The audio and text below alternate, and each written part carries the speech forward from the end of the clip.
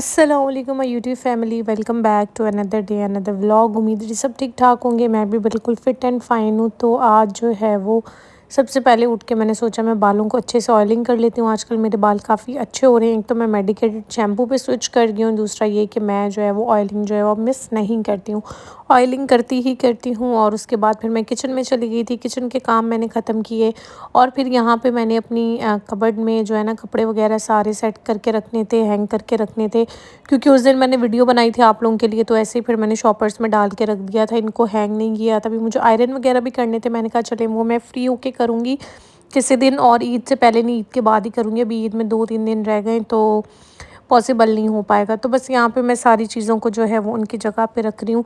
जिस दिन मैंने ये क्लिप रिकॉर्ड की थी ना रात में, मुझे वो इंसिडेंट का पता चल गया, वो जो सना यूसुफ का मर्डर हुआ है। उसके बाद यार मेरा दिल इतना अपसेट हो गया कि मेरा कुछ भी ना रिकॉर्ड करने का, कुछ भी करने का दिल ही नहीं चाह रहा था। मतलब मुझे ना बहुत अजीब फ़ील होने लग गया। आप सब लोग भी शायद मेरी इस बात से रिलेट जो है वो कर रहे होंगे। साथ-साथ सफाइयाँ करते हैं, साथ-साथ आप लोगों से बात करते हैं। यहाँ पे देखें कितनी ज़्यादा मट्टी हुई हुई थी। मैंने सोचा अच्छे से सारी जो है वो क्लीनिंग वगैरह कर लूँ। यहाँ पे इतना ज़्यादा जो है वो डस्ट हुआ हुआ है। फिर सारे साफ़ करके फिर मैं इसमें जूते वगैरह सारे रख दूँगी, अपने स्लीपर्स और हील्स वगैरह। अच्छा यार, वीडियोस तो हम भी बनाते हैं ना, कंटेंट हम भी अपलोड कर रहे हैं। वो भी इसी तरीके का कंटेंट अपलोड करती थी, कोई उसका वल्गर कंटेंट नहीं था, अच्छा कंटेंट था। ठीक है, टिकटॉक देख लें, उसका इंस्टाग्राम देख लें, ठीक है जी, अच्छी वीडियोस बनाई हुई हैं, अच्छी कोलैबोरेशन की हुई है। कल को यार हमें भी कोई ऐसी मार के चला जाएगा। मुझे नहीं पता क्या हुआ, कैसे उसका मर्डर हुआ, क्यों हुआ, लेकिन वो एक छोटी बच्ची थी यार। मतलब अभी वो मैच्योर भी नहीं हुई थी, उसको इन चीज़ों की समझ भी नहीं थी। तो हमारे मुल्क में पता नहीं औरत के लिए कब इंसाफ होगा। एक अच्छी औरत कैसी होती है मुझे समझ नहीं आता। हम भी यार वीडियोस बनाते हैं, घर मैनेज करते हैं, हर चीज़ को देखते हैं। आप लोगों को लगता है कि बस वीडियोस बन रही हैं और तो कुछ भी नहीं हो रहा होता। हम हर एक चीज़ मैनेज कर रहे होते हैं, लेकिन आज तक मुझे ये समझ नहीं आया कि एक अच्छी औरत कैसी होती है।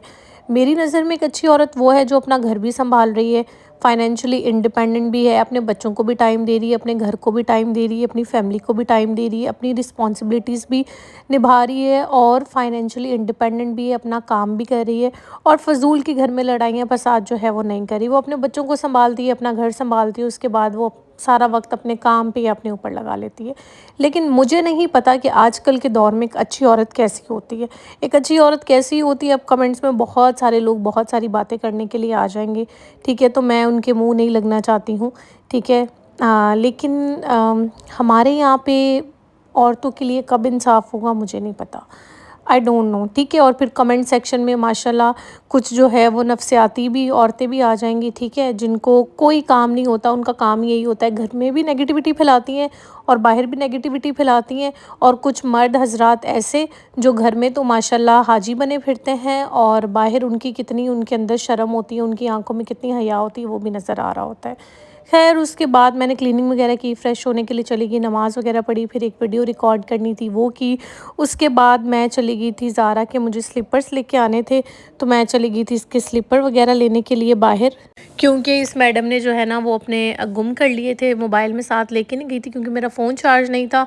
और इसके मैं कुछ गर्मियों के कपड़े लेके आई हूँ, ये टी-शर्ट्स और साथ में शॉर्ट्स वगैरह, क्योंकि यार ये जो है ना टाइट्स वगैरह पहनती नहीं है, बहुत ज़्यादा तंग करती है। तो ये कुछ मैं बॉयज़ सेक्शन से लेके आई हूँ, कुछ गर्ल्स सेक्शन से, क्योंकि बच्चों को कुछ भी पहना दो तो चलता है। तो बस यार अल्लाह जो है ना वो हर किसी को हिदायत दे और हर किसी में हया शर्म डाले, क्योंकि यार कल को हमारी बच्चियों ने भी बड़ी होना है, ठीक है ना? इन्होंने भी बाहर जाना है, इन्होंने भी पढ़ना है। हमें नहीं पता कि वो किस फील्ड में जाना चाहती हैं, किस फील्ड में आना चाहती हैं। इन केस अगर हमारी बच्चियाँ सोशल मीडिया पे आना चाह रही हैं या कुछ भी करना चाह रही हैं, तो क्या उनके लिए ये सेफ़ है?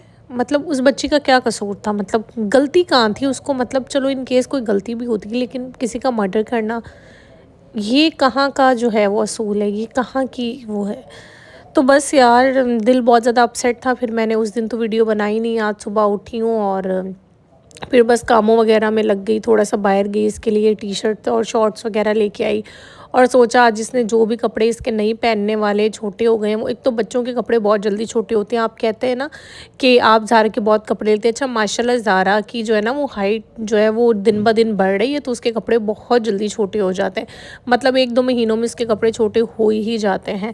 तो फिर आज मैं मार्केट गई, कुछ अच्छे लग गए शर्ट्स और शॉर्ट्स वगैरह गई, तो मैं बस इसके स्लीपर्स लेने के लिए थी जो इसने गुम कर लिए थे, लेकिन फिर मुझे नज़र आ गए तो मैंने ले लिए। और यहाँ पे बस ये 6-7 मैं इसके ड्रेसेस लेके आई थी, और बाकी ये इसके जो नहीं पहनने वाले वो सारी मैं एक शॉपर बना दूँगी और फिर मैं दे दूँगी ना, क्योंकि इसको छोटे हो गए और इसने हार्डली कोई 1-2 दफ़ा ये सारी टी-शर्ट्स और शर्ट्स वगैरह पहनी है। कोई इक्का दुक्का होंगी जो इसने ज़्यादा पहनी है, वरना मोस्टली ज़ारा के कपड़े ना जल्दी छोटे हो जाते हैं।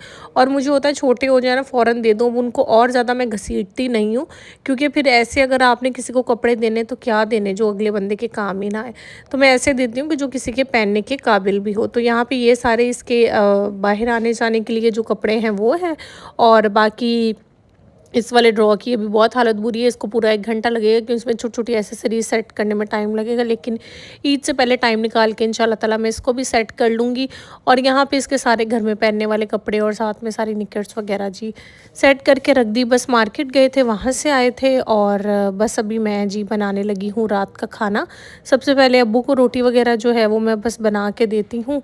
और बस एक तो गर्मी इतनी ज़्यादा हो गई है कि अल्लाह करे कि ईद के दिनों में ना मौसम ठीक हो जाए, क्योंकि बकरा ईद पे ना मेहनत भी बहुत ज़्यादा होती है एज़ कम्पेयर टू छोटी ईद पे इतनी कोई मेहनत नहीं होती। गोश्त संभालो रखो, तो इस सब में बहुत ज़्यादा टाइम लगता है और गर्मी अलग होती है। और हम लोगों ने कुछ सालन बनाया नहीं था, आज समझ नहीं आ रहा था क्या बनाऊँ, तो मैंने सोचा चलो मैं अंडे ही बना लेती हूँ सारी वेजिटेबल्स वगैरह डाल के। कुछ समझ ना आ रहा तो एक ऑप्शन बचता है अंडे का, तो मैंने कहा कि चलो मैं वही बना लेती हूँ। और मेरे हस्बैंड जो है ना वो ऑमलेट ही मतलब ऑमलेट के फॉर्म में खाते हैं, और बाकी घर वाले जो है ना वो किसी फॉर्म में भी जो है वो खा लेते हैं। और आज मेरे किचन में इतनी ज़्यादा चींटियाँ आई हुई थी, मुझे समझ नहीं आ रहा था, इवन मैंने पाउडर भी डाला, लेकिन फिर भी बहुत ज़्यादा जो है ना वो चींटियाँ आई थी। अब ये किस वजह से आ रही है मुझे समझ नहीं आ रहा है कि किस वजह से आ रही हैं। तो अब शायद मैंगो सीज़न है इसलिए आ रही हैं, या फिर थोड़ी-सी ये मौसम ऐसा हुआ है इसकी वजह से आ रही हैं, समझ नहीं आ रहा था मुझे कुछ भी। तो बस अब मैं यहाँ पे उनके लिए ऑमलेट बनाऊँगी, और फिर बाकी घर वालों के लिए जो है सिंपल जो है वो दूसरे वाला एग बना लूँगी।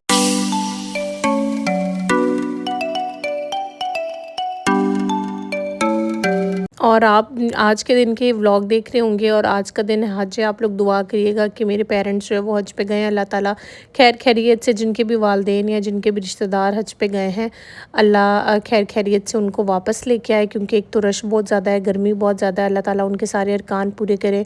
और ये भी दुआ करिएगा कि अल्लाह ताला जो है वो मुझे नेक्स्ट ईयर लाजमी हज के लिए बुलाए। जब आप एक दफ़ा खाना काबा से होके आ जाते हो ना, फिर आपके दिल में एक चीज़ बैठ जाती है कि अल्लाह ताला आपको बार बार अपने घर बुलाए। और मेरा बहुत ज़्यादा दिल है हज करने का, बहुत ज़्यादा। अल्लाह ताला आप सबको भी अपने घर पे बुलाए, और जो है ना वो आप वहाँ पे एक दफ़ा हो के आओ, फिर आपको पता चलेगा कि वहाँ की जो मोहब्बत होती है ना वो आपके दिल में वो बहुत अलग होती है। मैंने बहुत टूर्स किए होंगे, बहुत घूमी होंगी, लेकिन उन टूर्स पे जाने का बार बार दिल नहीं करता, लेकिन अल्लाह ताला के घर जाने का बहुत ज़्यादा दिल करता है। बस यहाँ पे फिर मैं सबके लिए रोटियाँ बना रही थी, और बस फिर खाना वाना खाएंगे। और बाकी जो भी हुआ है सना के साथ, अल्लाह ताला जो है वो उसके लिए इंसाफ़ करे, और इतनी बुरी उस इंसान को सज़ा मिले जिसने ये किया है, कि उसको पता चल जाए कि उसने किया क्या, और एक सबक मिल जाए। आइंदा कोई भी किसी के साथ कुछ करे तो उससे पहले 10 बार सोचे कि इसकी सज़ा क्या होगी। सबके सामने उसको दर्दनाक जो है ना वो मौत दी जाए। अच्छा, सबके लिए मैंने खाना बना लिया था, मेरा बिल्कुल भी खाना खाने का दिल नहीं था, तो मैं यहाँ पे शेक बनाने लगी हूँ। दराज हॉल की वीडियो शेयर करूँगी, उसमें मैं ये वाला जूसर आप लोगों के साथ शेयर करूँगी। वो लड़कियाँ जो हॉस्टल, यूनिवर्सिटी, कॉलेज वगैरह रहती हैं वो ये ले लें, बहुत अच्छा है। अगर आपने 1 गिलास अपने लिए शेक बनाना है ना, तो बहुत अच्छे से इसमें आपका शेक बन जाएगा। और अगर आपको इसका लिंक चाहिए होगा तो मैं डिस्क्रिप्शन में लगा दूँगी। अच्छा, मुझे जैसे ही आया ना, मुझे पता नहीं था ये चार्ज नहीं है, तो ये चार्ज नहीं था, तो मैं इसको प्रेस करके देख रही थी, फिर इसके ऊपर लिखा हुआ था कि इसको आप 2 टाइम प्रेस करेंगे फिर ये ऑन होगा। मैं हाथ रख के इस पे जो है ना बैठी हुई थी कि प्रेस क्यों नहीं हो रहा, लेकिन इसको 2 दफ़ा प्रेस करेंगे इस तरीके से, और फिर हम छोड़ देंगे, तो ये अच्छे से जो है ना वो आपका शेक जो है वो बन जाएगा। और बस इसको मैं सर्व करूँगी और पीऊँगी, क्योंकि गर्मी में बाज़ार गई आई हूँ ना, तो कुछ भी खाने का दिल नहीं था।